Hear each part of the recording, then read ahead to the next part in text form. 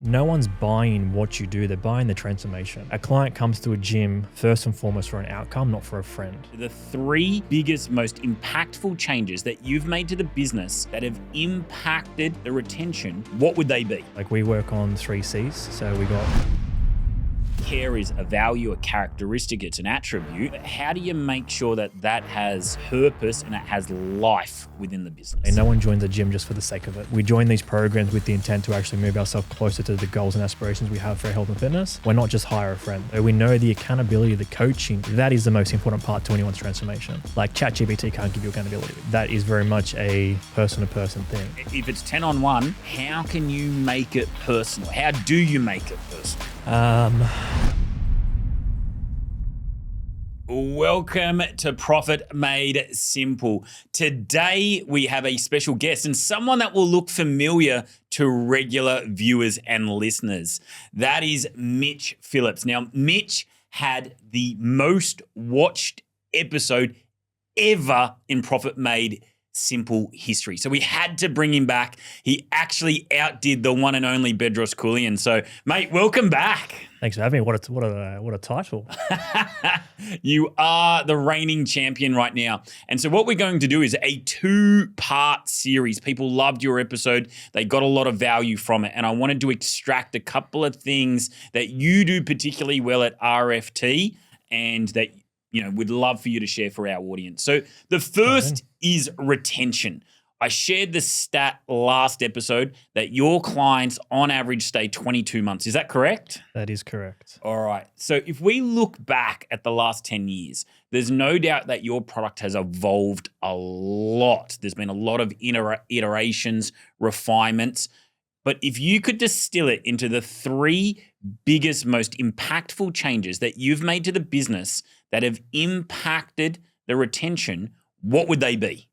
I think on the last episode, we spoke around care being the number one thing. I think that still stands true. Like, we work on 3 C's. So we got community, connection, and care as the 3 things we will try, really try cultivate as a business. And obviously, like, with that, we've had to build in systems around that to be able to ensure that we don't miss.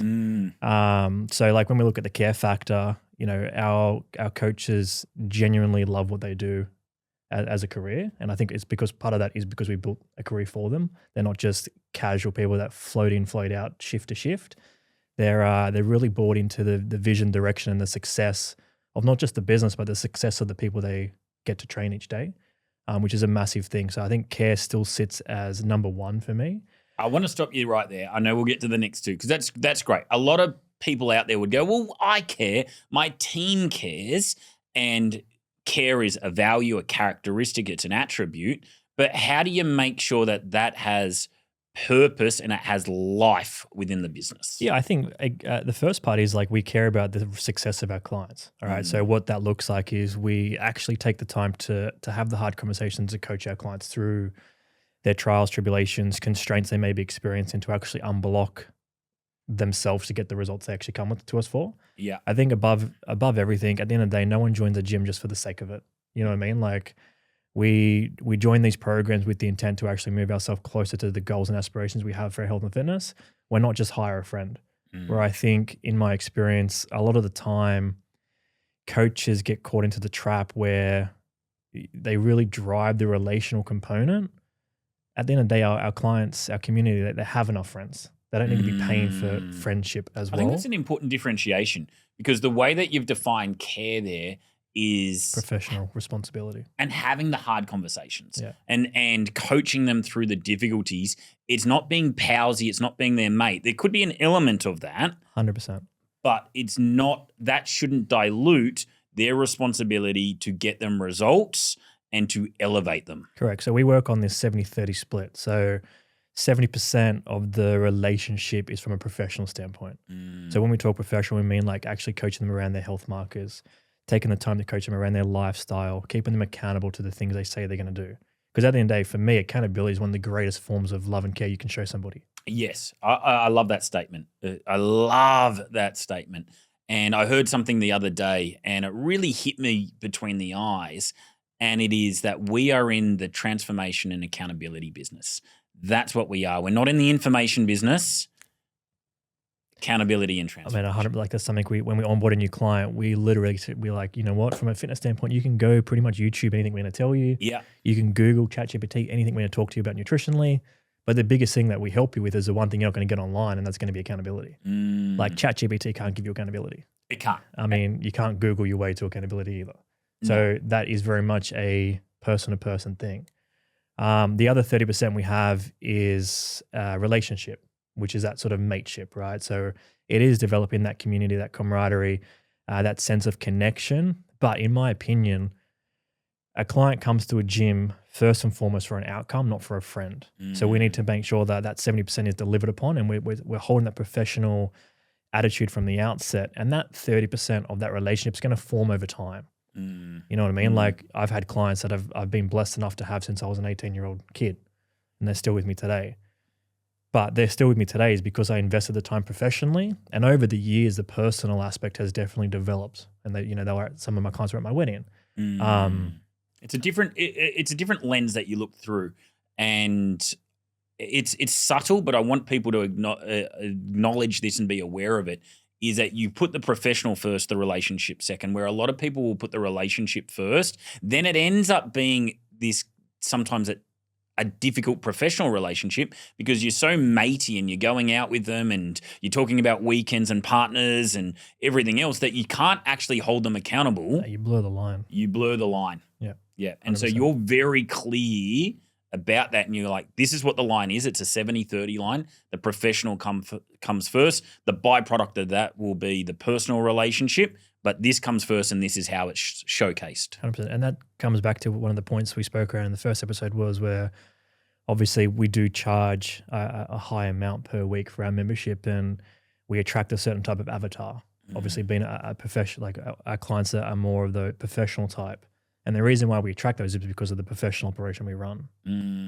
So that kind of answers that question. I mean, Love that. So we've got care. So in terms of the model, there's no doubt that you did care when you started, but care is more systematic, it's more purposeful, and there's some real guardrails around the care element. Yeah. So it's like the care component for us is that coaching component and how we've sprinkled that into our personal training model. Beautiful. There's a couple of elements I'm going to circle back to on that. So that's one big shift that you've made.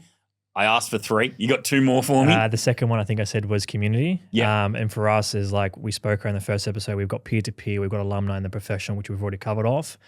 So it's like, how can you cultivate community? Like coming out of COVID, like this is our biggest shift. Like people were so disconnected from each other, from themselves. We had to come up with a way to cultivate more of a community aspect where they're able to connect with each other. And that's the power of small group training, right? Because the relationship is no longer just me and you. It's now me, you, plus, for us, it's 9 other people. And, you're talking like these people on average train 2 to 3 times a week, same time, same place, same people. Over time, of course, you're going to develop friendships and relationships and camaraderie. So that community aspect means that, they're no longer going at it alone. There's that camaraderie. So like our 5 a.m. crew, they have a group chat away from their trainer. So if someone misses, it's like, hey, Simon, where were you? And all of a sudden he's got peer-to-peer and alumni support, which he's not getting from the coach. And in my opinion, like that's more relatable. It's more powerful, isn't it? And 100%. when you study tribes, it's interesting in that people feel that real sense of connection, commitment, and loyalty once they foster at least 3 deep relationships away from the leader itself. So that's just a natural byproduct of your business model. Correct. You might think I'm a genius, but it kind of just happened. And obviously, like with that, we're very big on community events. So every month we're trying to do something that brings the community together. So, obviously we have a very holistic component to our business. So we do like a monthly breath workshop, which is run by Vicky. We do a quarterly games day, which brings everybody together to more of a competitive streak. This weekend we're going to learn to lift workshop. So like we do things every month that cultivate and bring people together where they're working on common goals. So for us, it's like, 1 month might be an individual thing where it's like, what are you going to do individually to move yourself close towards your health goal? It could be like a visits challenge, for example.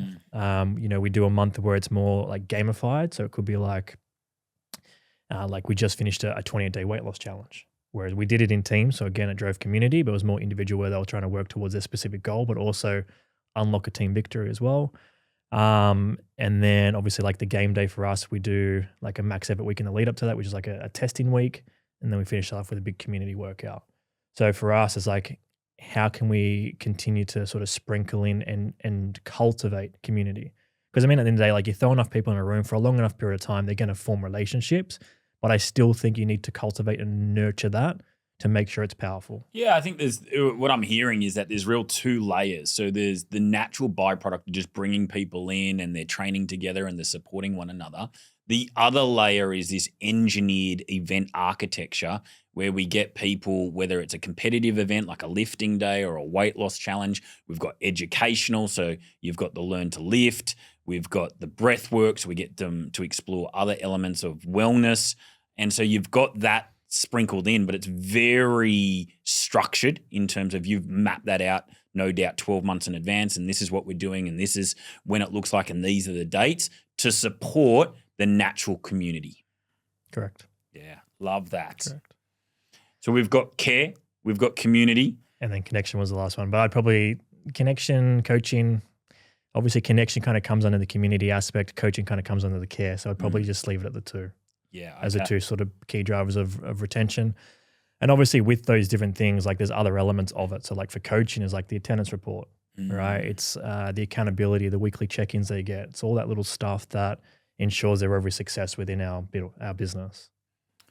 I want to talk about your model a little bit and bring it back to retention as well. So one of the things that you do is you do semi-private training. You do 10 to 1. And a lot of people go, oh, that's a big ratio. 10 to 1, is that really semi-private? Like they put...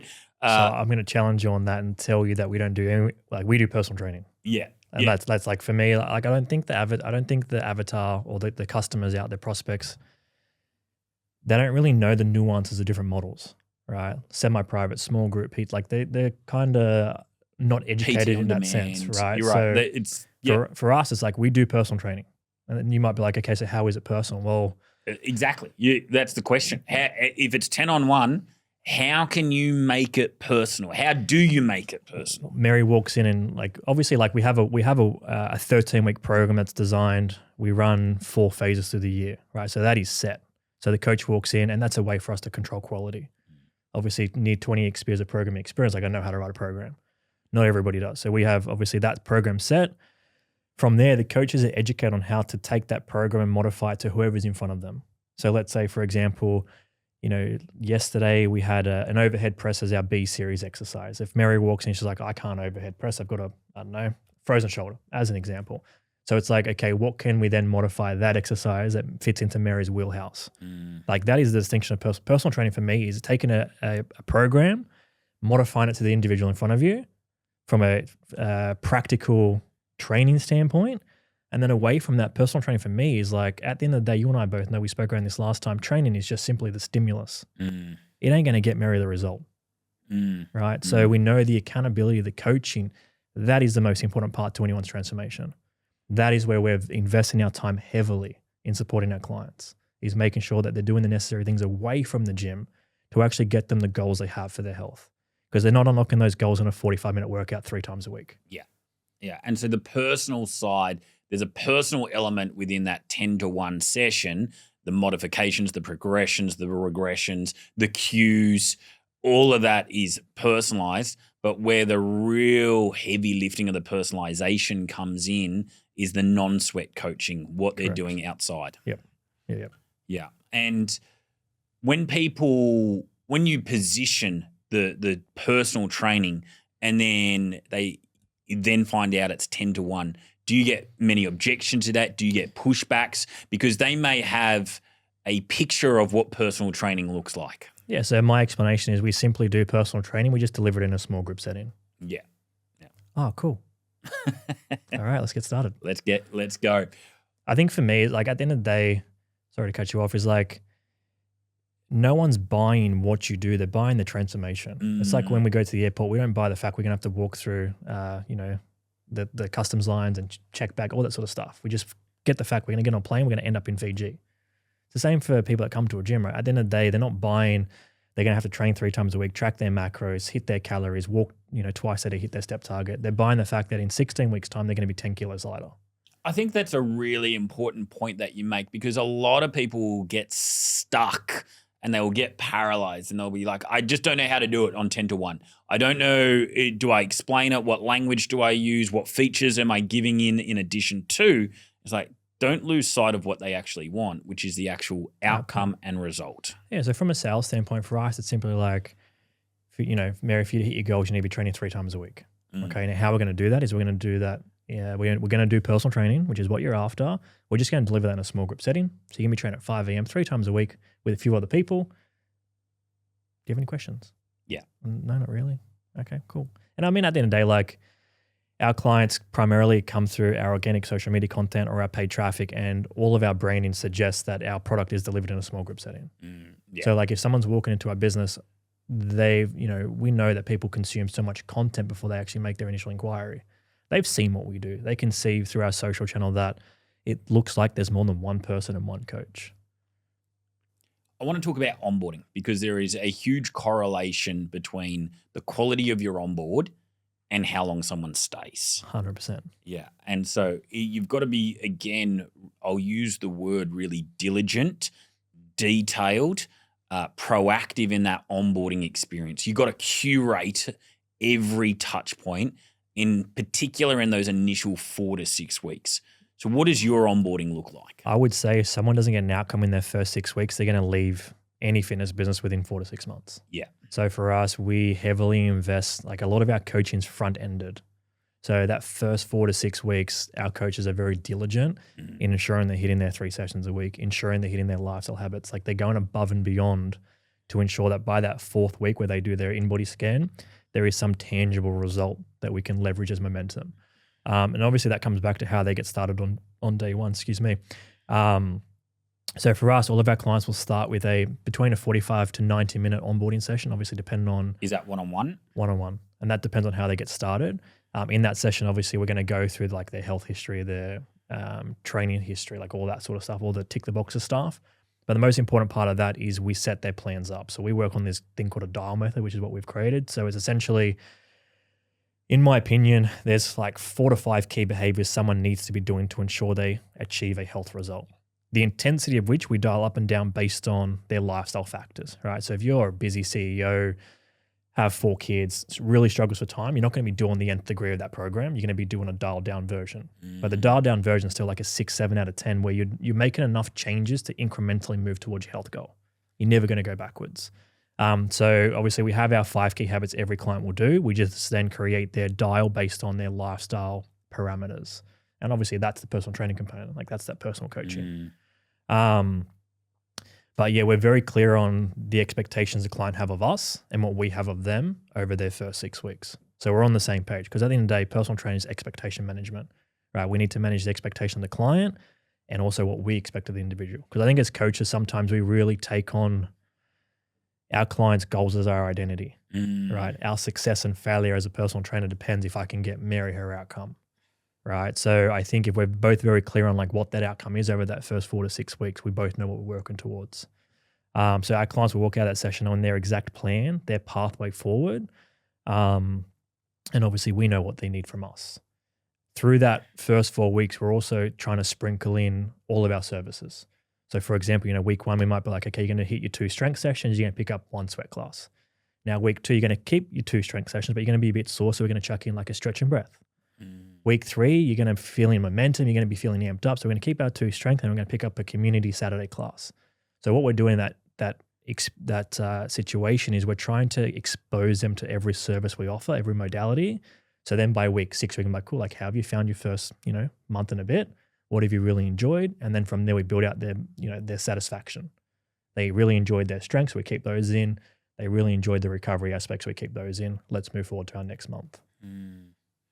I want to distill that onboarding process. So first and foremost, the result is central. And you've looked at it. I know you've looked at all your clientele, how long they stay, and the correlation between a result in those 6 weeks and whether they stay or leave within 6 months is enormous. Yeah. So everything is about getting that result and using that dial method, which I love because it's treating people as individuals and looking at their circumstances and then personalizing the plan accordingly. It's not like here's a one size fits all. You've all got to do this on your macros. You've all got to do this 10,000 steps. You've all got to come in 5 times a week. It's not realistic for everybody, man. Like, we work with busy professionals that have 2 to 4 kids. Like, it's unreal. Like, I've got 1 kid. I'm somewhat busy. And like, I can't commit to training 5 days for 2 hours. Like, it's just not realistic. And I think, I don't think it's needed either. I think it's a misconception. Yeah, no, I love that. I love that there's like, again, here's what's going to get you success, but let's have a look at you as an individual, and then let's tailor the plan accordingly. Yeah, you're going to get more buy-in as well. Like, the more people feel like it's their idea and they're coming up with the solutions, the more they're going to buy into the process, which is massive. You're empowering them, aren't you? 100%. Yeah, it's not just a top-down approach where it's like, you must do this. It's like, let's work together and construct a plan together within guardrails that are going to get them a result as well. Love that you have them experience the different classes. And just to qualify, the classes they get access to once they commit to the personal training. Is that right? Correct. So it's as an inclusion in their program. But what it allows us to do is ensure that we're hitting that 3-visit minimum. Yeah. Because away from the result, we know the attendance is one of the driving factors. If someone doesn't get no outcome and they come once a week, you and I both know they're not staying very long. They're not hanging around. So for us, it's like outcomes are very central, but so is attendance. And one feeds the other. Correct. And like at the end of the day, something I've had to learn over the years is you can't force someone into change. You can only provide a supportive and encouraging environment to facilitate change and growth. You can lead them. Right. So we can lead them, but we can't, I can't whack the spoon out of your hand when you're eating that 3rd tub of ice cream. Can't do the push-ups for them. Right. So yes, the results are central, but we know we can't control that in its entirety. However, we can really influence attendance, right, through coaching. So they kind of go hand in hand. And obviously we know that someone that comes to gym regularly, they're naturally going to get closer towards it. They might not hit the outcome, but they're going to get closer. And how do you integrate them into community in that first 6 weeks? Well, the classes are a massive part of that. Yeah. So like obviously your small group stuff, you have the same 10 people each and every time. Our community classes, they're a bigger section. Like there's sort of like 20 to 30. And obviously they're going to be like different people from different time slots throughout either morning or night. So through those first couple of weeks, obviously they're going to be, they'll have their pod, but they're also going to be meeting other podders from different classes. Yeah, okay. And so they have the same time. So you don't have just an open booking where people can book in any time. Those personal training sessions. We run personal training. Yeah. So on day 1, it's like, cool, what time do you want to train? I want to do 5 a.m. All right, we have an availability on a Monday, Wednesday, and Friday at 5 a.m. Does that time work? You're locked into that. Yeah. Obviously, like if there's some flexibility. Yeah, if you go away and you're traveling for a week, we can obviously move your time slot or reschedule. If your kid's sick, we can move you to a different time slot. But obviously, we all know that routine and discipline creates structure. The more we can ingrain 3 visits a week as part of their lifestyle and keep it at the same time, same day, like it just helps. I've had a couple of clients for coming on to 17 years and they still train same day, same time, and they haven't faltered over the years, right? So it's become a part of their identity. Their family know, well, I know that mum's at the gym Monday morning 5 a.m.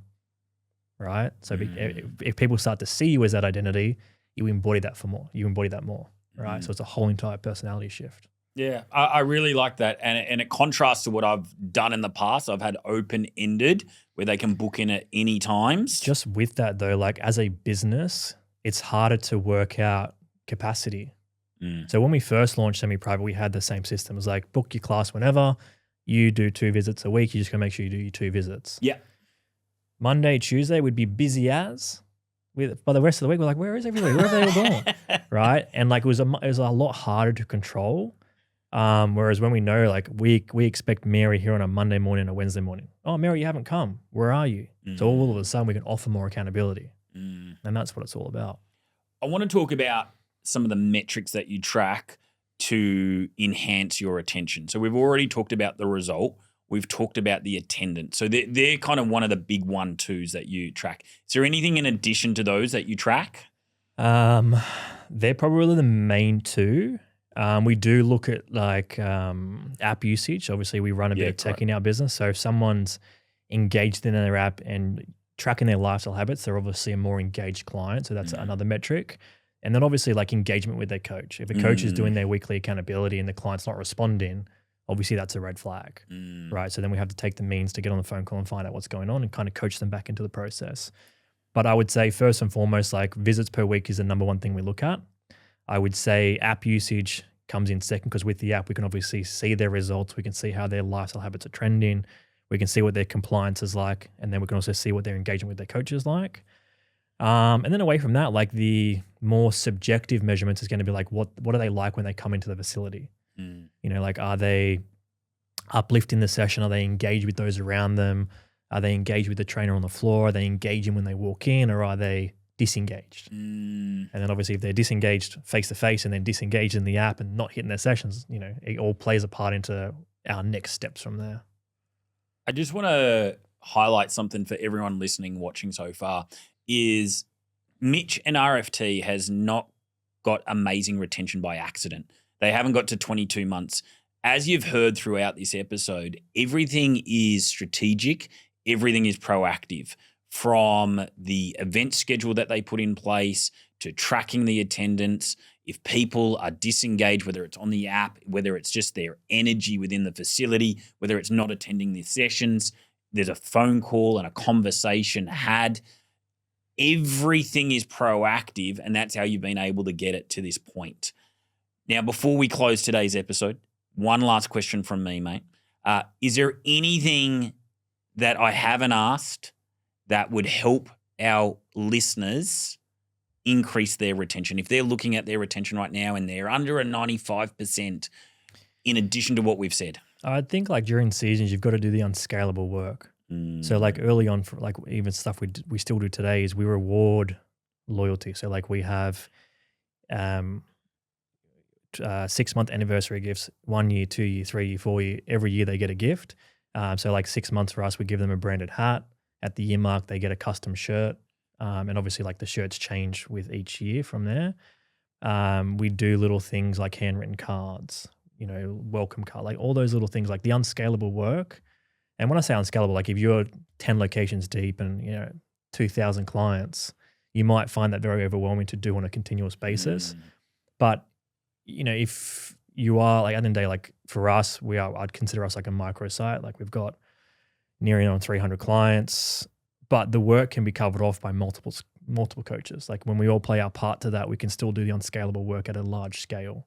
But I would say like you've got to, recognition and reward, it's massive there as well. Yeah, it's massive. I like that you've got a formal recognition system and milestone, and they get swag that has to be earned through that process. One of our first shirts we give at the 12-month mark is a shirt that says earned not bought. Yeah, because we don't sell them. Yeah, it's the only way you can get it. You've got to train for a year and then you unlock That's the shirt. the price of admission. And obviously, like we've got a couple of 10-year shirts that are a special, unique color, and only 15 people in the gym have them. So they walk through and like, check me out kind of thing. That gives them credibility, doesn't it? 100%. It gives them status. And I think most people, recognition and status are two very big drivers. Yeah, I'm really glad that you touched on that point. What a powerhouse episode. So many amazing insights. I hope you enjoyed that as much as I did. We've got another episode coming your way, but if you want to connect with Mitch, you want to find out a little bit more about what he's doing, RFT, how can they do so, mate? You can follow Real Fitness on Instagram, and you can follow me. I'm probably not as active, so you'll get a lot more content through RFT's Instagram, but you can just simply send me a DM. I'm happy to have a chat. Awesome. Guys, thank you for watching. Thank you for listening to today's episode. No doubt you got a lot of value, and next episode is going to be just as good. I'll see you then.